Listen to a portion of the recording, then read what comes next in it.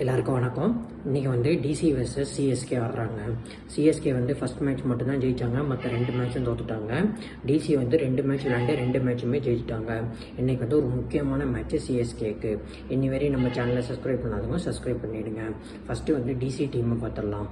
DC team வந்து ஓவராலாக எல்லாமே கவர் பண்ணி சூப்பராக வச்சுருக்காங்க. டிசி டீமில் எல்லாமே இருக்குது. பேட்டிங், பவுலிங், ஃபீல்டிங் அத்தனையுமே பர்ஃபெக்டாக வச்சுருக்காங்க. அவங்க புது கேப்டன் அக்சர் பட்டேல் வந்து சூப்பராக டிசி டீமை லீட் பண்ணி கொண்டு போயிட்டுருக்காரு. டிசி டீம் வந்து இதே மாதிரி போனாங்கன்னா நல்லா போயிடுவாங்க பிளே ஆஃப்க்கு. நல்ல கேப்டன் பண்ணுறாரு. அவங்களுக்கு அடிஷ்னலாக ராகுல் வேறு வந்துட்டார். அவங்களுக்கு செம்ம பூஸ்டாக இருக்குது. பவுலிங் பார்த்திங்கன்னா மிச்சல் ஸ்டார்க் வந்து ஸ்டார்டிங்கில் எல்லா விக்கெட்டையும் எடுத்து கொடுத்துட்றாருங்க. இப்போ லீடிங் விக்கெட் டேக்கரில் மிச்சல் ஸ்டார்க் தான் இருக்கார். அதுவும் இல்லாமல் பவுலிங் சூப்பராக வச்சுருக்காங்க. மிச்சல் ஸ்டார்க் இருக்கார், குல்தீப் யாதவ் இருக்கார். ஃபஸ்ட்டு ஃபாஸ்ட் பவுலிங் டிபார்ட்மெண்ட்டை பார்த்தலாம். மிச்சல் ஸ்டார்க்கு, முகேஷ் குமார், நட்ராஜன் நல்ல பவுலிங்காக வச்சுருக்காங்க. சூப்பர் பவுலிங்காக வச்சுருக்காங்க டெல்லி டீமை பொறுத்தவரைக்கும் ஃபாஸ்ட் பவுலிங்கை வந்து சூப்பராக வச்சுருக்காங்க. அதே மாதிரி ஸ்பின்னர்ஸ் வந்து குல்தீப் யாதவ் இருக்கார், நல்ல பவுலிங் போடுறாரு Kuldeep Yadav. Depth specialist bowler வந்து மோகித் சர்மா இருக்கார். மோகித் சர்மாவும் சூப்பராக போடுறாரு. டெல்லி பேட்டிங் பார்த்தீங்கன்னா அதோட அடிஷ்னல் ப்ளஸ் வந்து சூப்பராக இருக்குது. யார் இருக்காங்கன்னு பார்த்தீங்கன்னா ஜேம்ஸ் ஃபர்கர் எப்படி விளையாடுவாருன்னு தெரியும், சூப்பராக விளையாண்டுருக்காரு. ஃபஸ்ட்டு 2 மேட்சுமே வந்து நல்லா ஸ்டார்ட் பண்ணிட்டாரு. சூப்பரான ஸ்டார்ட் பண்ணியிருக்காரு ஜேம்ஸ் ஃபர்கர். அதுவும் இல்லாமல் ஃபாப் டூப்ளஸையும் ஓப்பனிங் ஆடுறாரு. ஃபாப் டூப்ளஸி நம்மளுக்கு தெரியும் எப்படிப்பட்ட பிளேயரு, சூப்பராக வெல்த் எடுத்துருவார் ஃபாப் டூப்ளஸி. லாஸ்ட் மேட்ச் கூட ஒரு 50 அடித்து கம்ஃபர்டபுளாக வந்து டிசியை வின் பண்ண வச்சார். அவரும் ஒரு நல்ல பேட்ஸ்மேனு ஃபாப் டூப்ளஸி. அதுவும் இல்லாமல் நம்பர் 3 வந்து இப்போ வந்து கேஎல் ராகுல் வராரு. கேஎல் ராகுல் வந்து ஒரு அடிஷ்னல் பூஸ்ட் தான் டிசிக்கு. கண்டிப்பாக டிசி வந்து அடிஷ்னல் பூஸ்டாக இருப்பாங்க கேஎல் ராகுல் வந்ததுலேருந்து. லாஸ்ட் மேட்ச் நல்லா தான் விளையாண்டார். ஸ்டார்டிங் மேட்ச் நல்லா தான் விளையாண்டார் கேஎல் ராகுல். அடுத்தது வந்து நம்பர் 4 வந்து இவர் இருக்கார், ஸ்டப்பர்ஸ் வந்து ரிட்டைன் பண்ணாங்க டெல்லி. அதுலேருந்து ஃபெய்த் வச்சு சூப்பராக விளாட்றாரு நம்பர் 4 ஸ்டப்பர்ஸு. அப்புறம் அபிஷேக் பொருள் இருக்கார் நம்பர் 5. அபிஷேக் பொருள் ஆர் ஸ்டப்பர்ஸ் வந்து நம்பர் 4 நம்பர் 5 மாற்றி அடிக்குவாங்க. நம்பர் 6 வந்து அத்தோஷ் சர்மா. என்ன அடித்தார் அன்றைக்கி அந்த மேட்சை வின் பண்ணி கொடுத்தாரு ஃபஸ்ட் மேட்சை. அத்தோஷ் சர்மா வந்து வாட்ச் அவுட் பிளேயராக இருப்பார். அவங்களுக்கு மெயின் ஹிட்டர் வந்து அத்தோஷ் சர்மா தான். பேட்டிங்கை வந்து கம்ப்ளீட்டாக சீல் பண்ணி வச்சுட்டாங்க டெல்லி கேபிட்டல்ஸ்க்கு. பேட்டிங் வந்து சூப்பராக செட்டில் ஆகிடுச்சு. சூப்பராகவும் இருக்குது டெல்லி கேபிட்டல்ஸோட பேட்டிங்கு. டெல்லி கேபிட்டல்ஸ்க்கு வந்து பேட்டிங் வந்து எந்த பிரச்சனையுமே கிடையாது. பேட்டிங் வந்து ஃபுல் செட்டிலாக இருக்குது டெல்லி கேபிட்டல்ஸ்க்கு. அது எந்த குறையும் சொல்ல முடியாது டெல்லி கேபிட்டல்ஸு. பவுலிங்னு பார்த்தீங்கன்னா Mitchell Stark, Mohit Sharma depth over specialist, Mukesh Kumar இருக்கார், குல்தீப் யாதவ் இருக்கார். இவங்களே சூப்பராக போட்டுடுறாங்க. அப்புறம் இன்னொரு டெல்லி கேபிட்டல்ஸோட ஹீட்டரை மறந்துட்டேன், உப்ராஜ். சூப்பராக ஆடுறாரு உப்ராஜும் சூப்பராக பேட்ஸ்மேனு. எப்படி ஆடினாருன்னு பார்த்தோம், ஒரு யங் டேலண்டட் பேட்ஸ்மேனு ஹிட்ரு. உப்ராஜும் சூப்பராக பேட்டிங் ஆடிட்டு வந்துட்டுருக்காரு. அதுவும் இல்லாமல் அவங்களுக்கு இம்பேக்ட் பிளேயராக சமீர் ரிஸ்வி வேறு இருக்கார். டெல்லி வந்து ஓவராலாக வந்து கம்ஃபர்டபுள் டீமாக செட் ஆகிடுச்சு, நல்லா அமைஞ்சிருச்சு டெல்லி கேபிட்டல்ஸ் வந்து நாளைக்கு வந்து சென்னையில் ஆடுறாங்க. சென்னையில் வந்து ஏமன் பதானி தான் கோச்சு. ஏமன் பதானிக்கு தெரியும் எப்படி சென்னை விக்கெட் இருக்கும், என்ன மாதிரி விக்கெட் இருக்கும்ன்ட்டு. சென்னைக்கு நிறைய ஸ்டேட் கிரிக்கெட்னால் சென்னை தான் ஆடினார். அதனால் ஏமன் பதானிக்கு வந்து சென்னை விக்கெட்டை பற்றி நல்ல ஐடியாவும் இருக்கும், நல்ல புரிதலும் இருக்கும். கண்டிப்பாக நாளைக்கு வந்து ஒரு ஸ்ட்ராட்டஜியோடு தான் வந்திருப்பாருன்றதுக்கு. அதே மாதிரி வந்து நட்ராஜன் விளையாடுவாரா இல்லை விளையாட மாட்டாரா நாளைக்குன்னு தெரில. நாளைக்கு வச்சே விளையாட வைக்கணும் அவரை.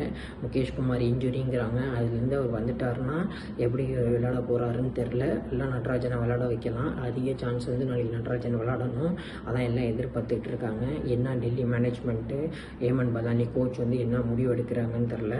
ஆனால் இன்றைக்கி வந்து சிஎஸ்கே வந்து ஒரு டஃப்பான மேட்ச் தான், அது எந்த மாற்றமும் கிடையாது. சிஎஸ்கே வந்து ஜெயிக்கணும்னா இன்றைக்கி வந்து ஒரு டஃப்பான சான்ஸ் எடுத்து விளையாடணும். சிஎஸ்கே வந்து ஜெயிக்கணும் தான். ஆனால் டெல்லியை வந்து ஈஸியானால் சிஎஸ்கே வந்து ஜெயிச்சிட முடியாது. ஏகப்பட்ட ஸ்ட்ராட்டஜிஸ் போட்டால் மட்டும்தான் டெல்லியை வந்து ஜெயிக்க முடியும்.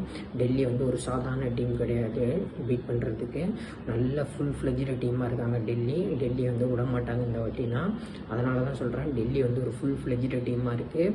கண்டிப்பாக நல்லா விளாடும் இந்த வாட்டி டெல்லி. சென்னை ஜெயிக்கணும்னா நிறைய ஸ்ட்ராட்டஜி போட்டு கொண்டு வரணும். எப்படி கொண்டு வர போகிறாங்கன்னு தெரில டெல்லி கேபிட்டல்ஸு. கண்டிப்பாக நல்ல ஸ்ட்ராட்டஜியோடு தான் வருவாங்க. ஆனால் எப்படி இருந்தாலும் வின் பண்ண தான் பார்ப்பாங்க. நாளைக்கு வந்து இன்றைக்கி வந்து நல்ல ஒரு கான்டெஸ்ட்டாக இருக்கும். டெல்லி vs சிஎஸ்கே சூப்பர் கான்டெஸ்ட்டாக இருக்கும் இந்த மேட்ச். சிஎஸ்கே டீமை பற்றி பார்த்துடலாம். சிஎஸ்கே டீம் பார்த்திங்கன்னா ஓவராலாக வந்து அவங்களுக்கு பெரிய பிரச்சனையாக வந்து ஓப்பனர்ஸ் தான் சரி கிடையாது. ஓப்பனர்ஸ் வந்து கரெக்டாக ஃபைண்ட் பண்ணணும். ஓப்பனர்ஸை வந்து கரெக்டாக ஃபைண்ட் பண்ணால் மட்டும்தான் வந்து அந்த அடிக்கிற டார்கெட்டுக்கு வந்து கால்குலேட் பண்ணி அடிக்க முடியும். ரச்சின் ரவீந்திரா வந்து ஃபஸ்ட் மேட்ச் நல்லா தான் ஆடினார். ஃபஸ்ட் 2 மேட்ச்சும் நல்லா தான் ஆடினார். 3வது மேட்ச் சொதப்பினார். ராகுல் திரிபாத்தியாவுக்கு வந்து அந்த ஹிட்டிங் பவர் எபிலிட்டி இல்லை. அவங்க 2 பேருமே வந்து ஸ்ட்ரகிள் பண்ணுறாங்க 6 அடிக்கிறதுக்கு. அதனால என்ன பண்ணணும், சென்னை வந்து டேவிட் கான்வாயை கண்டிப்பாக இறக்கி ஆகணும். டேவிட் கான்வாயை இறக்குனா மட்டும்தான் சென்னைக்கு வந்து ஒரு சான்ஸ் அதிகம் இருக்கும். இல்லைனா டேவிட் கான்வாய் இறக்கலைன்னா சென்னை வந்து இன்றைக்கி வந்து கஷ்டம் தான் படுவாங்க டிசியோட. என்ன கேட்டால் டேவிட் கான்வாய் ஓப்பனிங்காக இருக்குங்க. அவர் நல்ல ரெக்கார்டு வச்சுருக்காரு சென்னையில். அதுவும் சேப்பாக் விக்கெட்டில் சூப்பராக ரெக்கார்டு வச்சுருக்காரு. அவருக்கு அந்த எபிலிட்டினா இருக்குது, 6 அடிக்கிற எபிலிட்டினா பவர் பிளேஸில். சென்னை வந்து 2 மேட்ச் தோற்றது காரணமே வந்து ஓப்பனர்ஸ் வந்து கரெக்டாக ஃபயர் ஆகிறதால தான். அந்த 6 பவர் பிளேயில் வந்து 6 அடிக்க மாட்டுறாங்க. கண்டிப்பாக பவர் பிளேலலாம் ஒரு 6 வரணும். ஒரு 4 மட்டும் அடித்தா பார்த்தா 6 அடிச்சுட்டு ப்ரெஷர் போட்டால் தான் மேட்ச் வந்து இன்ட்ரெஸ்ட்டாக இருக்கும். சென்னை வந்து அதை பண்ணியே ஆகணும். அதை வந்து டேவிட் கான்வாய் வந்து ஒரு பவர் ஹிட்டராக வந்து சென்னைக்கு வந்து டேவிட் கான்வாய் வந்தால் மட்டும்தான் அந்த பிரச்சனையை சால்வ் பண்ண முடியும். கண்டிப்பாக சென்னைக்கு வந்து டேவிட் கான்வாய் வந்து நாளைக்கு தேவை. இன்றைக்கி தேவை. இன்றைக்கி விளாண்டே ஆகணும் டேவிட் கான்வாய். டேவிட் கான்வாய் விளாட வச்சா தான் வந்து சென்னை வந்து டெல்லியை ஜெயிக்க முடியும். ஏன்னா மிச்சல் ஸ்டாக்னா சமாளிக்கணும்னா பெரிய விஷயம். ராகுல் திரிபாத்தியானா இந்த இப்படி பண்ணிட்டு அவுட் ஆகிட்டு போயிட்டாருன்னா முடிஞ்சு போச்சு. ரச்சின் ரவீந்திராவும் வந்து மிச்சல் ஸ்டாக்கு ஸ்விங் பண்ணி விக்கெட் எடுத்துட்டாருன்னா அதுவும் கஷ்டமாக போயிடும். அதனால் மிச்சல் ஸ்டாக்கை சமாளிக்கணும்னா கண்டிப்பாக இந்த இடத்துல வந்து டேவிட் கான்வாயை ஓப்பனிங் போடுங்க. ஓப்பனிங் போட்டு ஒன்று ரச்சின் ரவீந்திரா உட்கார வைங்க, இல்லைன்னா வந்து ராகுல் திரிபாத்தியா உட்கார வச்சுட்டு ஒரு ஃபாஸ்ட் பவுலரை கூட ஒரு உட்கார வைங்க. நாளைக்கு வந்து இன்னைக்கு வந்து முக்கியமாக வந்து டேவிட் கான்வாய் விளாண்டே ஆகணும். டேவிட் கான்வாய் இருந்தால் மட்டும்தான் வந்து மேட்ச் வந்து ஜெயிக்க முடியும் சென்னையால். அதே மாதிரி நம்பர் 3 வந்து ருத்ராஜ் கைக்வாடு வராரு. ருத்ராஜ் கைக்வாடு நல்ல பிளேயர் தான். ருத்ராஜ் கைக்வாடு என்ன கேட்டால் ப்ரொமோட் பண்ணி ஓப்பனே வரலாம். ராகுல் திரிபாத்தியாவை தூக்கிட்டு வேறு யாருக்காச்சும் சான்ஸ் கொடுக்கலாம். அது என்ன, ஏன் இந்த மேனேஜ்மெண்ட் வந்து இப்படி பண்ணுறாங்கன்னு தெரில. இல்லை ராகுல் திரிபாத்தியாவோட டிசிஷனாக என்னன்னு தெரில. என்ன கேட்டால் டேவிட் கான்வாயும் டேவிட் கான்வாய் ருத்ராஜ் கைக்வாடுமே ஓப்பனிங் ஆடலாம் சென்னைக்கு. ஏன் இப்படி பண்ணுறாங்கன்னு தெரில. பட் நம்பர் 3 அவர் சூப்பராக தான் ஆடினார். 250 அடிச்சிருக்காரு. அவர் எந்த குறையும் சொல்ல முடியாது. சிவம் துபேயோட ஃபார்ம் வந்து ஒரு பெரிய கன்சர்னாக இருக்குது. ஏன்னா லாஸ்ட் மேட்ச் வந்து சூப்பர் கேட்ச் பிடிச்சார் ரியான் பராக். அது ஒன்றும் பண்ண முடியாது. அது கேம் அப்படி தான், அதுக்கு ஒன்றும் பண்ண முடியாது. சிவம் துபே வந்து கொஞ்சம் ஹிட்டிங் அதிகமாக நல்லா தான் விளாண்டுட்டுருக்காரு. பட் ஆனால் என்ன பண்ணுறது, அந்த மேட்ச் வந்து ஒன்றும் பண்ண முடியாது. அப்புறம் விஜய்சங்கர் வந்திருந்தார் லாஸ்ட் மேட்ச்சு. விஜய்சங்கரும் சரியாக பண்ணல. தீபக் கூடங்கிறதுனால ஒரு 6 அடிச்சுட்டு அவுட் ஆகிட்டு போயிட்டார்.